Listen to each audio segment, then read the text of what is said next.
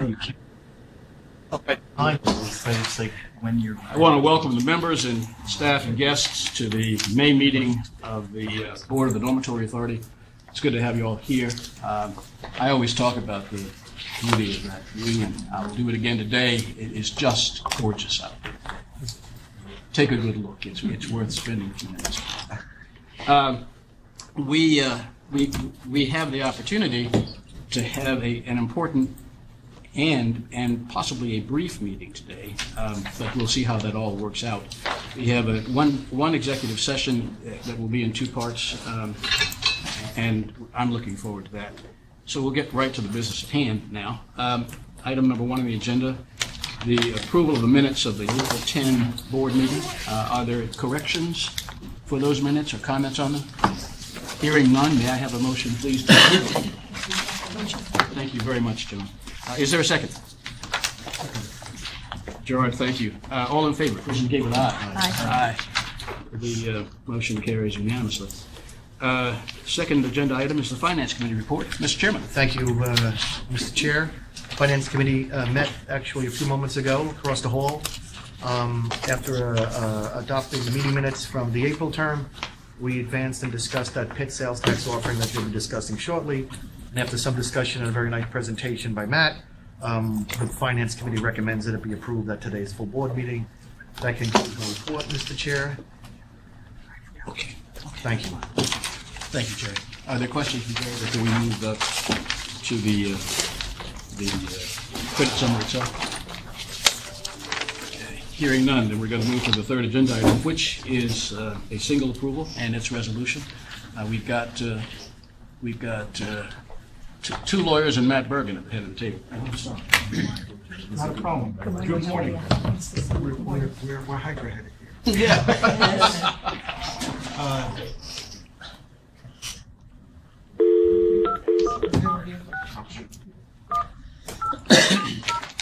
There's a board member joining us on the phone. We're sorry, your call did not go through. Maybe not. John didn't pay his bill.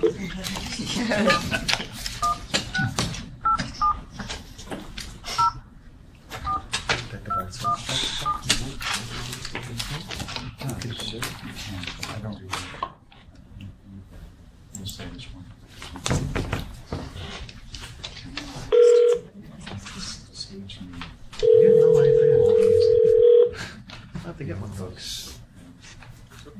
Morning. Morning, John, you're here. Thank you. I'm here. Okay, good morning. I'm gonna Good morning. put you on mute so that I don't make a lot of noise. Thank you. Good morning again.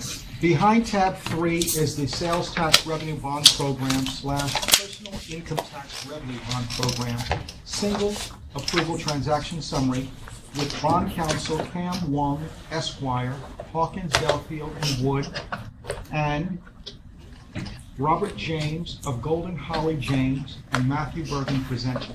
Thank you. Thank you and good morning, everyone. The state would like the flexibility to issue the proposed bonds under either the Sales Tax Revenue Bond Program and or the Personal Income Tax Revenue Bond Program. The mechanics of the two programs are very similar. The difference is the stream of the revenues that secures the bonds, either sales tax revenue or personal income tax revenue. So the board is being asked to authorize the issuance of multiple series of tax-exempt and taxable, fixed and or variable rate bonds at one or more times with a term of 30 years and an amount not to exceed $2.3 billion. The bonds are being issued for new money and refunding purposes, and the new money portion will be for authorized purposes, including capital projects for the City University of New York, capital projects for the Office of Mental Health, the Office for Persons with Developmental Disabilities, and the Office of Alcoholism and Substance Abuse Services, transportation initiatives for the New York Works Transportation Infrastructure Projects, a variety of capital projects for the State University of New York, capital projects for the Dedicated Highway and Bridge Trust Fund, capital projects for the Consolidated Local Street and Highway Improvement Program, and storm recovery capital grants and or projects which were from damage from Hurricane Sandy and other major storms. In addition, there'll be a refunding component, and the refunding will be of certain fixed rate bonds which were issued under various programs, including but not limited to the Consolidated Service Contract Revenue Bond Program, and the Thruway Local Highway and Bridge Service Contract Program. The expected refunding candidates were all issued by DASNY and/or the Thruway Authority. And I did want to take a moment just to walk through the refunding analysis, because there is somewhat of an anomaly, or the savings look atypical. And this is presented in attachment 1. When we look at the savings for years 21 through 25, 2021 to 2025, there are very small gross savings. However, on a net present value basis, the number is quite larger. The reason for this is because the debt service payments are going from 7/1 to 3/15 the next year. So if you look at the fiscal year, the debt service payments are in essence the same, but when you take into account the present value factor, you get a greater present value benefit from making the payment, in essence, 8.5 months in a future time period.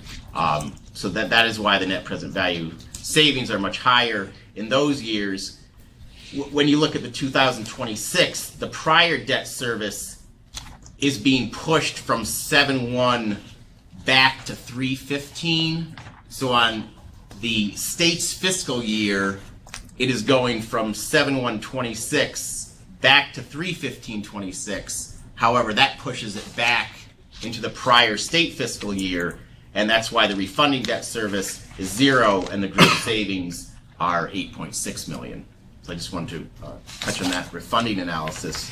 And Matt, just at a high level, we're just seeking to change to reflect the fact that the interest payment dates for the bonds being refunded are different from the interest payment dates that we're looking at under these programs that we're refunding into, and so that change is being made. Right? Interest and principal. Yep. So just getting back to the bond issue, the proposed bond issue, if the bonds are issued under the sales tax revenue bond program, the bonds will be paid by semi-annual payments made pursuant to a financing agreement between DASNY and the state. The security features are such that the bonds are secured by a set-aside of 1 cent or 25% of the state's 4% sales tax, which is collected pursuant to statute and deposited in the sales tax revenue bond fund. The current debt service coverage on all outstanding sales tax bonds is 3.3 times. If the bonds are issued under the personal income tax revenue bond program, the bonds will be paid by semi-annual payments made pursuant to the financing agreement between DASNY and the state, and the bonds are secured by a set-aside of 50% of the personal income tax revenues collected and 50% of the receipts of the employer compensation expense tax, which both taxes will end up being deposited in the revenue bond tax fund. The current debt service coverage on all outstanding state personal income tax bonds is 6.3 times. Both programs are expected to be rated AA1, AA+, and AA+.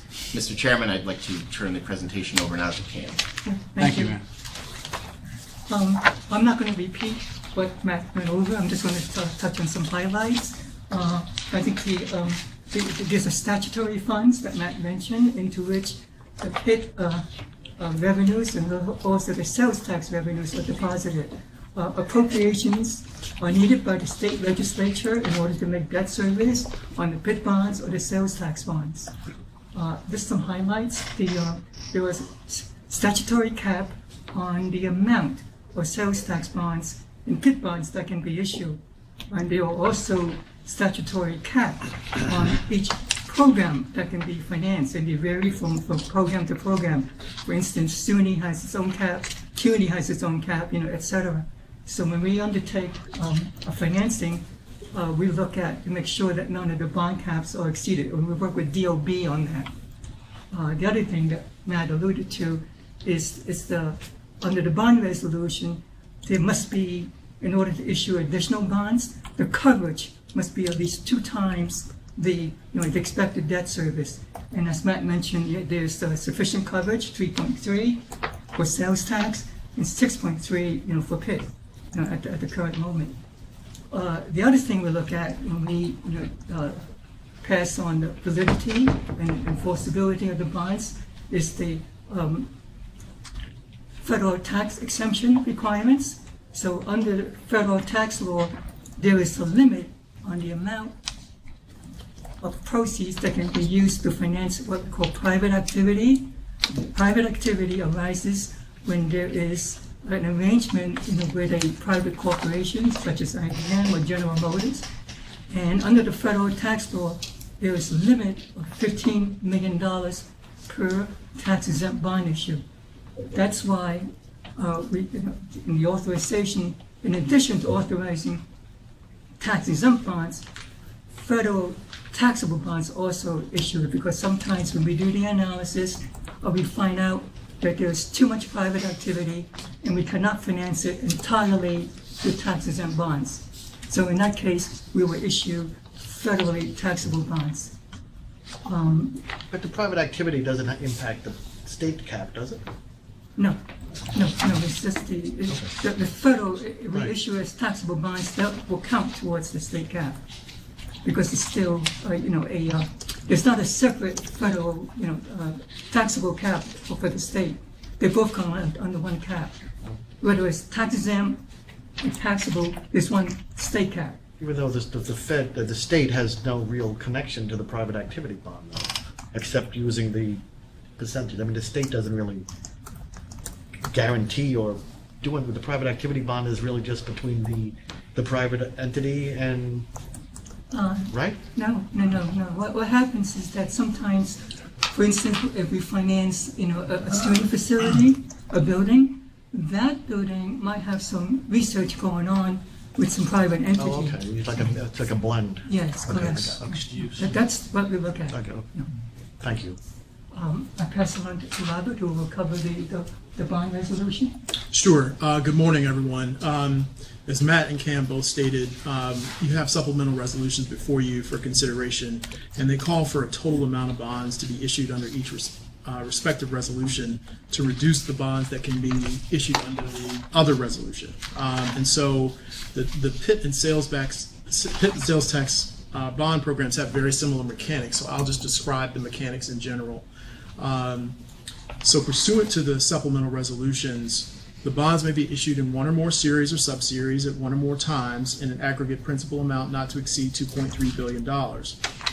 It's anticipated that these will be issued as fixed rate bonds, but the resolutions give the flexibility to issue as variable rate, convertible, capital appreciation bonds, or deferred income bonds. The resolutions further provide that all or a portion of the bonds authorized thereby may be sold at public or private sale on a negotiated or competitive basis, and may be consolidated into a single series of any other bonds that are authorized under the respective resolution. The resolutions delegate to various officers of the authority the power, among others, to designate the series and subseries of the bonds and to determine the principal amount, provided that the aggregate principal amount does not exceed $2.3 billion. The principal amount of 2019-1 bonds that will be issued as tax exempt, and the principal amount to be issued as taxable, as Cam spoke about. The date or dates on which the bonds will mature, provided that no 2019-1 bond will mature more than 30 years from its date of issuance, and provided further, with respect to any Series 2019-1 bonds issued to refund the refunding bonds, that the final maturity of such bonds shall not exceed the fiscal year of the final maturity of the refunded bonds considered in the aggregate. Whether the bonds shall bear interest at fixed or variable rates, the rate or rates at which they will bear interest, provided that the true interest cost of any bonds issued as fixed rate bonds and initial interest rate of any bonds issued as variable rate may not exceed 7.5% per year if issued as tax exempt, and 10% per year if issued as taxable. The purchase price to be paid by underwriters if sold on a negotiated basis, provided that it's not more than 90% of the principal amount. The manner in which the winning bid or bids shall be selected if the bonds are sold on a competitive basis. The redemption provisions applicable to those bonds, including redemption dates and prices, and other redemption characteristics. The series and maturities of the refunded bonds to be refunded, and the principal amount thereof to be refunded with the proceeds of the Series 2019-1 bonds. the provisions related to any credit facilities to be entered into in connection with the Series 2019-1 bonds, and whether any of those bonds will be book entry bonds and the depository for them. The supplemental resolutions also authorize various officers of the authority to prepare and distribute one or more preliminary official statements in connection with the sale of the bonds, to prepare, execute, and deliver one or more final official statements, to execute and deliver one or more bond purchase agreements if they're sold on a negotiated basis, and circulate one or more notices of sale if their bonds are sold on a competitive basis, to execute agreements providing for continuing secondary market disclosure under SEC Rule 15C212, to execute and deliver agreements providing for credit enhancement and liquidity, and execute all other documents and do all other things necessary, convenient, or desirable in connection with the sale and issuance of the bonds. The resolutions finally authorize various officers of the authority to enter into one or more agreements with applicable state agencies, authorities, or other entities in order to effect those transactions contemplated thereby. Robert, thank you. Are there questions for Cam, Robert, or Matt?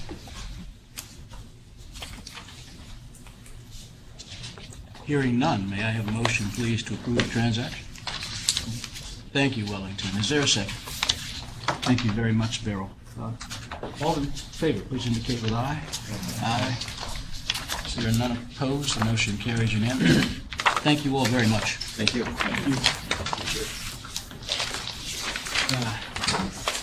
We're going to move on to agenda item 4, which is the report of the Governance Committee. The Governance Committee met yesterday here in a meeting. We, after a review of the minutes of the previous meeting, we proceeded to go into executive session. We're going to do that now. Sure, unless I'm told. Resolution. I thought we did that when we came out. Okay. No, that's fine. That's fine. That's absolutely fine. Then may I have a motion, please, to go into executive session to discuss the financial and credit history of a particular corporation, proposed current litigation, and the employment history of particular persons or matters leading to the appointment, employment, promotion, discipline, suspension, dismissal, or removal of a particular person. Paul, thank you. Is there a second? John, thank you. John Johnson, thank you very much. All in favor, please indicate with aye. Aye. We're in executive session. Let the record reflect that the board has just left an executive session during which no decisions were made other than to return to the public session. Mr. Johnson, the Governance Committee has one final matter to bring before the board. The Department of Budget, the Division of Budget has issued its annual guideline payment of general salary increase for senior class employees in the state, and it's a recommendation of the Governance Committee that we follow its recommendations. Our responsibility is for the 7 people who are managing directors, vice president. So everybody has had distributed them to those wage change, salary changes. We make the Governance Committee recommends approval. Thank you, John. Are there any questions? Hearing none, may I have a motion, please, to approve the resolution? Motion. John, thank you very much. Is there a second? Thank you very much. I'm sorry, Joe, I didn't say Joe. Thank you very much. All in favor, please indicate with aye. Aye. The motion carries unanimously. We're going to move on to the management reports, the first of which is the president. Thank you, Mr. Chair. Good morning again. We have several items to discuss this morning, including 3 examples how DASNY is helping its higher education and healthcare clients through issuance on their behalf of low-cost, tax-exempt bonds that enable them to expand and renovate their facilities and make other capital improvements, which make it possible for them to advance their mission in the community. First one is Cornell University. Cornell University closed on a $286.2 million financing through DASNY on April 25th before this board. This first phase, which was approved at the February board meeting, will provide interest rate savings to the university and is part of Cornell's all-encompassing financial plan. DASNY expects to close on the second phase later this year, providing new money financing for the university's North Campus residential expansion. On the healthcare side, DASNY provided financing to Catholic Health System, Inc. in Buffalo to renovate and expand its facilities, giving patients in Western New York increased access to quality health care. Approved at DASNY's February board meeting, Catholic Health Systems, Inc. financed more than $180 million through DASNY. The financing also closed on April 25th. Proceeds from the issuance include the implementation of a state-of-the-art electronics medical record system and the renovation and expansion of Catholic Health's new state-of-the-art neonatal intensive care unit at Sisters of Charity Hospital. In addition, the operating rooms within Mercy Hospital of Buffalo and Kenmore Mercy Hospital will be expanded. DASNY also financed $25 million for Arch Care at Terrence Cardinal Cook Healthcare Center. The $25 million tax-exempt financing, which closed on April 12, will enable the Manhattan-based skilled nursing facility to further enhance fire safety systems and elevators throughout its campus for the safety and convenience of residents and staff. In addition, the center will install a new generator and modernize its kitchen. With this DASNY financing, Terrence Cardinal Cook can provide its patients with a safer and even more comfortable environment for years to come. This was the first of a two-part financing approved at the March 2019 board meeting. DASNY expects to close on the second part of the financing to expand and relocate Terrence Cardinal Cook Specialty Hospital for Children near the end of 2019. I now turn things over to Portia, who will give us a market update. Thank you, Gerard. Behind tab 6. Standard public finance reports. With respect to the market, total new issue supply is about $107 billion year to date. That's about 5% higher than supply levels seen at this time last year. The supply for this week is expected to be about $6.9 billion. U.S. government bonds were stronger overall yesterday as a result of negative trade and tariff headlines. Top-rated municipal bonds have been stronger as well. As we've discussed in the past, the municipal market has seen significant inflows. There were inflows last week as well, the week ending May 1st, which represent basically the 17th consecutive week of inflows into the municipal market. Rates continue to decrease. We've talked about that at previous meetings. The one-year MMD has actually increased by 1 basis point since the April meeting, while the 10 and 30-year MMD has decreased 15 and 24 basis points respectively since that April meeting. My standard reports also include the quarterly financial advisor update, and just wanted to update the board in connection with our One DASNY outreach efforts. We continue those efforts. Since the last board meeting, we met with Fordham University and St. John's University. They were both pleased with the changes that we're making under the One DASNY initiative. We will be meeting with Hospital for Special Surgery later this month, and we will continue to keep you updated on our progress. That concludes my report. Thanks, Portia. Thank you, Portia. DASNY is celebrating its 75th year anniversary. It's yet another big year for us. We continue to advance social infrastructure projects throughout New York State by financing, designing, developing, and constructing infrastructure for higher education and healthcare institutions. This was a very important theme of a morning keynote address on April 11th when I spoke to attendees at the 3rd Annual Commercial Observer Higher Education Construction Forum at the King Graduate Center in New York City, one of our projects.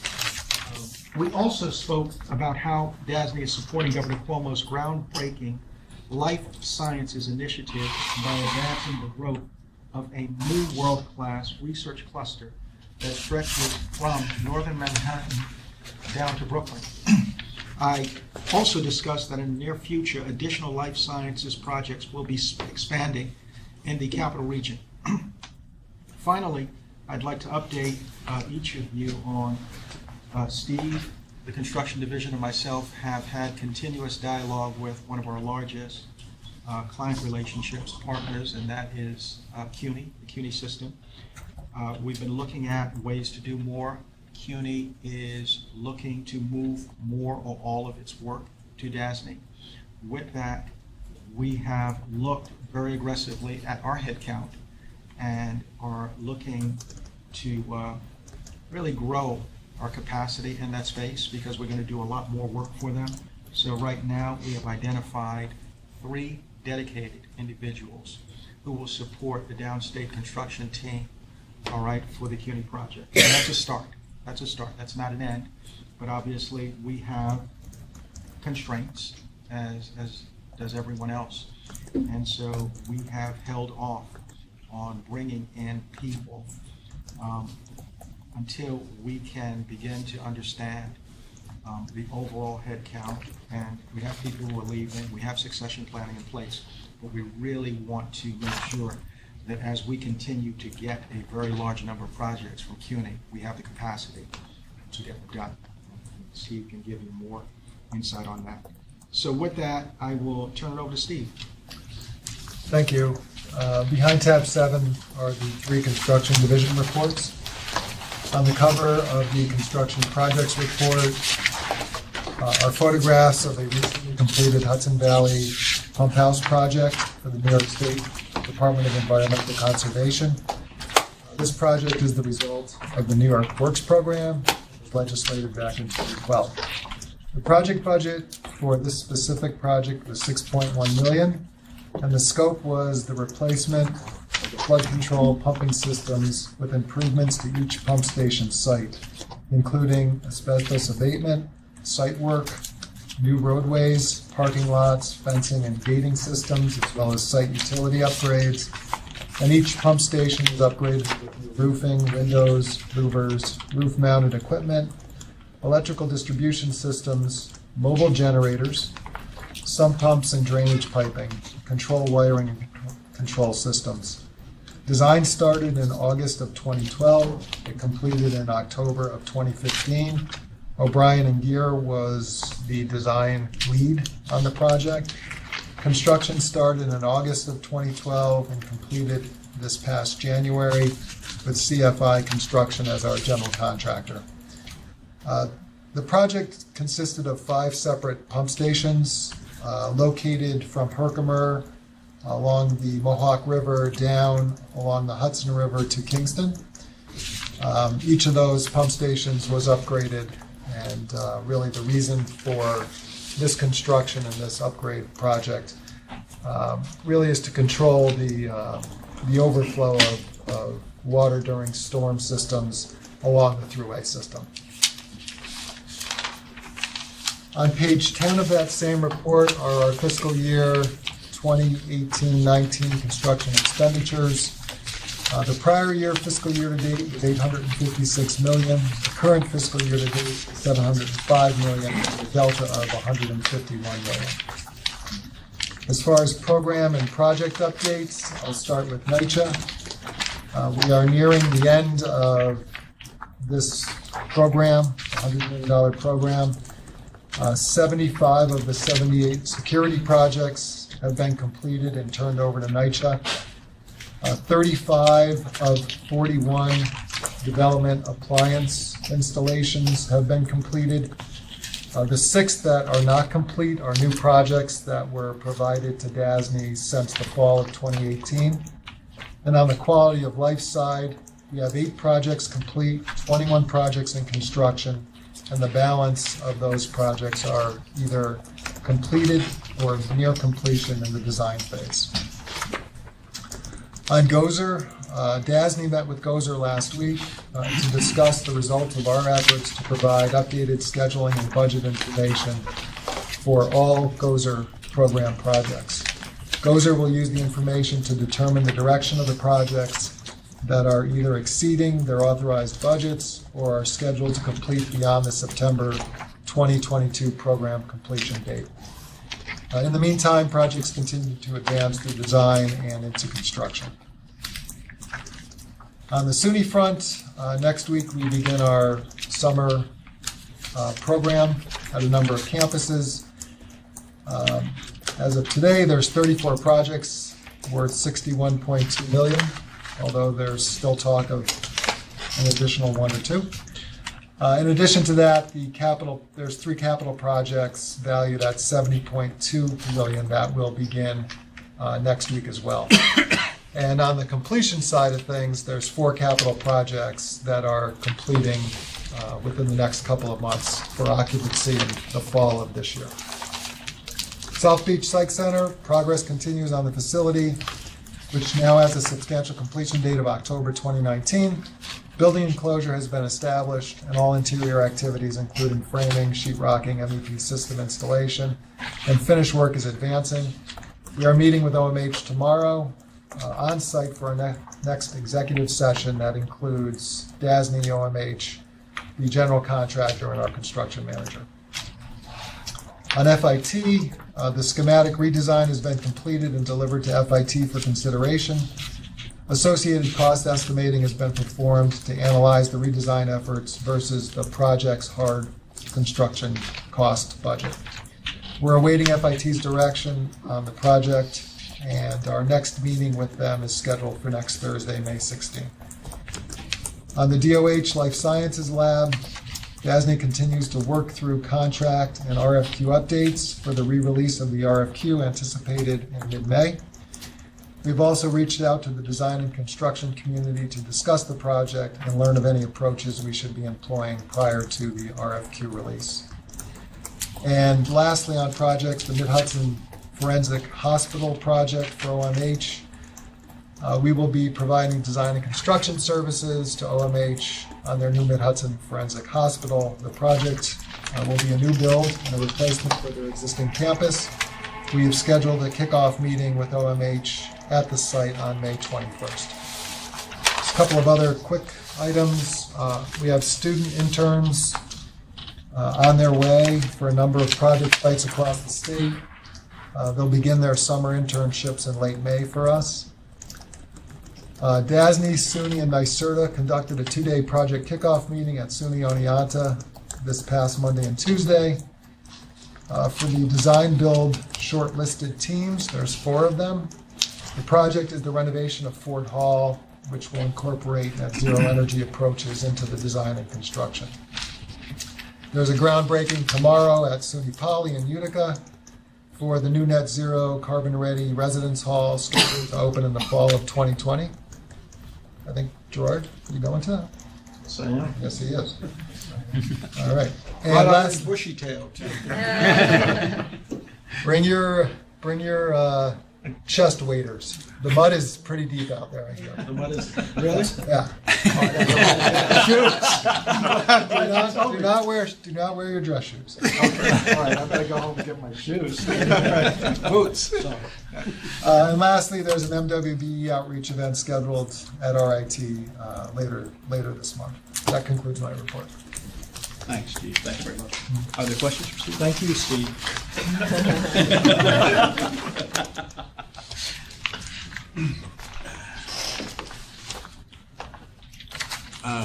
The next agenda item is General Counsel's report. Thank you, Heather.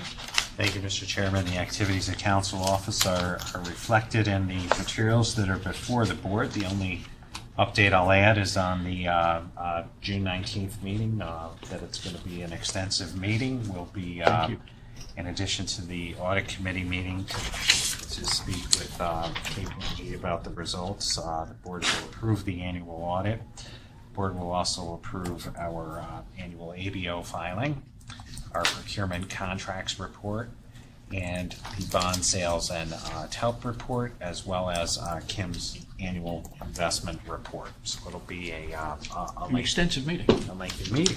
So that's it. Thank you, Mike. Kim, do you have anything? There's one thing, Mike, why don't you also indicate what we're trying to do with the councils? The communication that we're sending out. Yes. So at a point in June, the 14th, which is a Friday, we're going to invite in to DASNY all of our empaneled bond counsel, as well as the emerging firms who do bond counsel work, and give them an overview of the many changes that we've made, not just to the financing guidelines, but following the approval process we went through last year. There's been a long work effort going on here internally to revise documents, revise procedures, and now we have to translate that to expectations to the outside counsel on how we need their help in implementing this and making this a more reliable and dependable, faster process for our private clients. Mike, how many firms are there? I'm gonna have to ballpark this at 25. There are 14 bond counsel firms and 11 emerging firms that do bond counsel work, but there's some overlap with Robert James's firm. So Got it. I take one off for that. So Got it. that's the goal. Okay. We'll have about 48 attorneys here. And we have done this. Hope they're not billing us. No. I'm kidding. Your point is well taken. Surprise. Your point is well taken. We had done this last year with respect to underwriters, and we felt that that was a starting point to cultivate the expectations amongst underwriters in terms of how we're working with private clients, many of whom are theirs as well.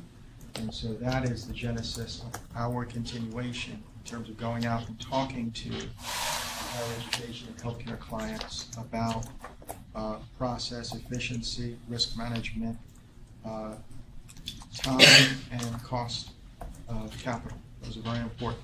And so we are extending that to the bond counsels because they are embedded in this process and really want to call upon them to do more rather than having the onus on us. So this is going to be a very good opportunity for Mike, Ricardo, Portia, myself to really give an overview of the One DASNY initiative. Sounds terrific. Is that up in Albany or down here? It'll be here. It's gonna be down here. Have we ever done anything like that with the firms that do construction work for us? We have, we're, for example, on the life sciences, we're, because we're rebooting the procurement process, we have gone out and we're doing market sounding, getting a perspective on what are the opportunities and challenges of working with us, as well as how do we engender more competition for a project of this magnitude. So it's in bits and pieces, but not, the construction of it is much larger in terms of who we work with. You deal with that like with risk allocation? That's probably a big factor in what your numbers are coming in at. What do you mean? Risk, shifting responsibilities for various issues that always arise on a construction project. And often you try to jam it down the throats of the CM or the GC, which is typical. On the other hand, you're going to pay for that. I mean, it's a balancing act, and you'll. Well, right, it is a balancing act, and so. So it's easy for the lawyer to say, including myself when I was in that capacity, to say, this is your responsibility. If anything happens on this job, it's your problem. Any unforeseen site conditions, anything else, right? But of course, you're going to pay for that up front, so the number's going to be up, up here. So that's just my unsolicited comment on it. Well, and I'll be done. Number one, we're not looking to change our fee structure. That's number one. And so you use the word jam it. Look, in a contract, your contracts I know, are. but at the end of the day, this is a non-negotiable issue. This is really how we are operating as a conduit issue.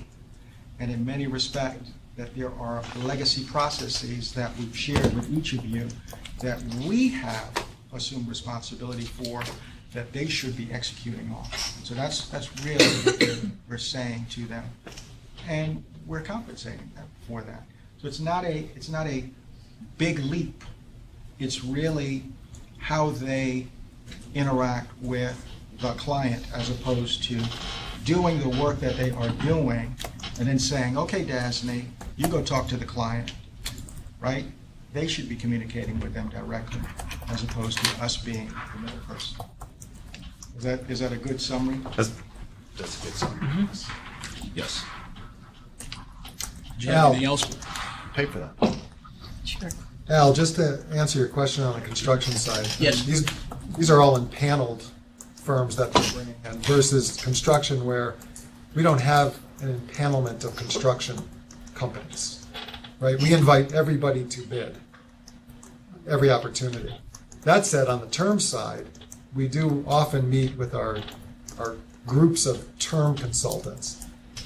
Today, we're meeting with all of our term CMs, just to bring them in to gather some information about what they're seeing out there, and to just an exchange of information. What do they like about our contracts? What don't they like?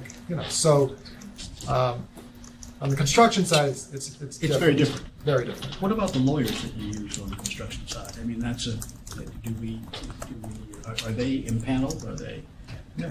Yes, And they're either in-house lawyers or impaneled on our construction and litigation panel that is approved by the board. Yes. But those lawyers are not included in the lawyers that you're bringing in. That's correct. This That's right, matter. okay. This is just bond counsel that we're bringing. Got it. Yeah. That's really what I was asking. I was just trying to figure out whether or not we ever bring in the lawyers that we use paneled, but outside of bond counsel work. We've brought them all in before for general DASNY orientation. We focused That's really on what I was thinking about. we focused on opportunities, a different gathering of lawyers for that, and this will be the first in a long time of bringing in just the bond counsel to cover the process of completing the financing up to the closing and maybe a little bit past the closing, but not into the construction, not into the later phases. We're not. Got it. It's not that group. Okay, this is a dedicated focus on how we are moving a process, and we want them to No, I be- understood to that. be I was very actually clear and focused. extrapolating. So we'll do that when we need to do that. Okay. That's what we do. But in terms of bringing people together, we don't always do that. We can communicate with them I bet you can. pretty quickly. Yeah. Okay. Look for new RFP soon on that? We'll be running a new RFP probably at the end of this year for selection late next year. Okay. That's my plan. Good luck.